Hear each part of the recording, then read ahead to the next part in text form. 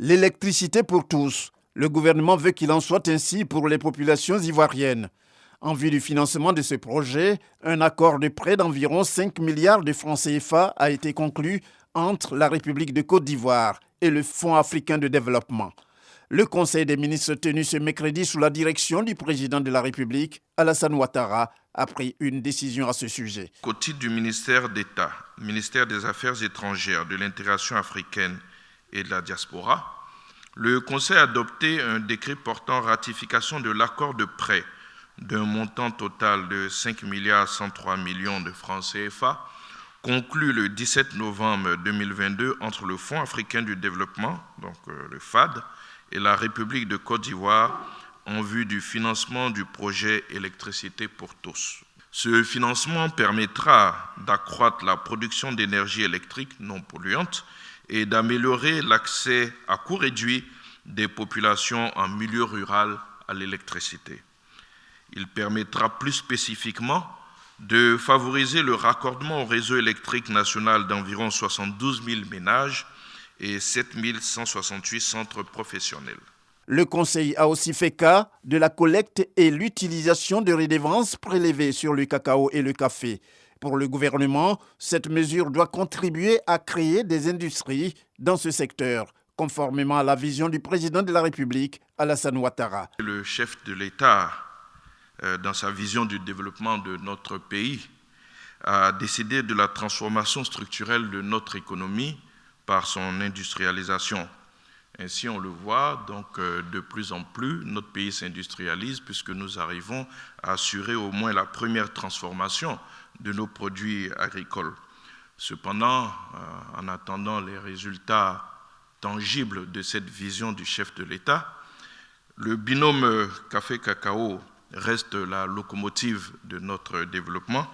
Il est donc impérieux que le pays sache exactement tout ce qui se passe donc dans ce secteur.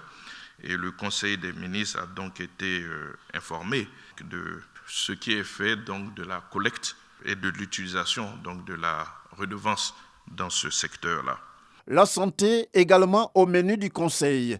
Le sujet évoqué porte sur la sous-nutrition chez l'enfant en Côte d'Ivoire et les mesures pour y faire face. L'étude sur le coût de la sous-nutrition et de la faim en Afrique, le COA, est une initiative africaine dirigée par la Commission de l'Union africaine et soutenue par la Commission économique des Nations unies pour l'Afrique.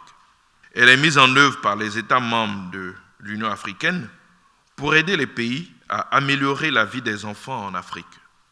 Cette étude a été conduite dans notre pays sur la période 2021 à 2022 sous la supervision du Comité technique du Conseil national pour la nutrition, l'alimentation et le développement de la petite enfance, le CONAPE, et en association avec la coordination du cabinet du vice-président de la République.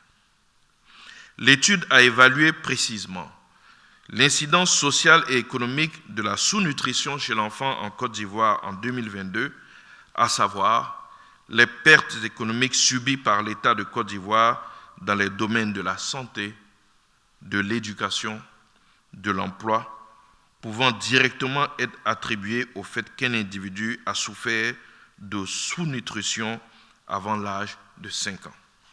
En réponse aux conclusions de cette étude, le Conseil a arrêté diverses mesures comprenant notamment le renforcement de la souveraineté alimentaire avec la mise en place de systèmes alimentaires nutritifs et résilients, le renforcement du cadre législatif de la nutrition et de la protection de la petite enfance avec un focus sur la pratique de l'allaitement et un financement continu pour investir dans la nutrition des enfants et même au-delà, afin de répondre à toutes les formes de malnutrition.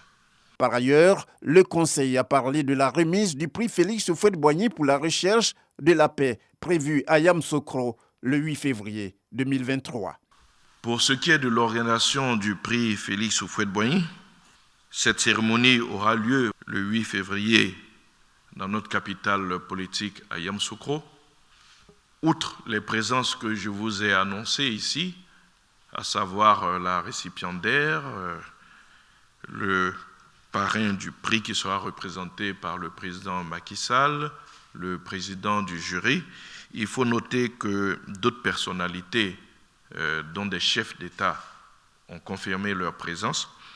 Il s'agit du président de la Guinée-Bissau, du président du Ghana, du président du Libéria, mais également de l'ancienne première dame, donc de Côte d'Ivoire, Mme Thérèse Houphouët-Boigny, le président Henri Konan Bédié, protecteur du prix, je vous l'avais déjà annoncé, sera présent, et également donc le président Gbagbo, l'ancien président Gbagbo, est annoncé donc à cette cérémonie. Le prochain Conseil des ministres va se tenir le 15 février 2023.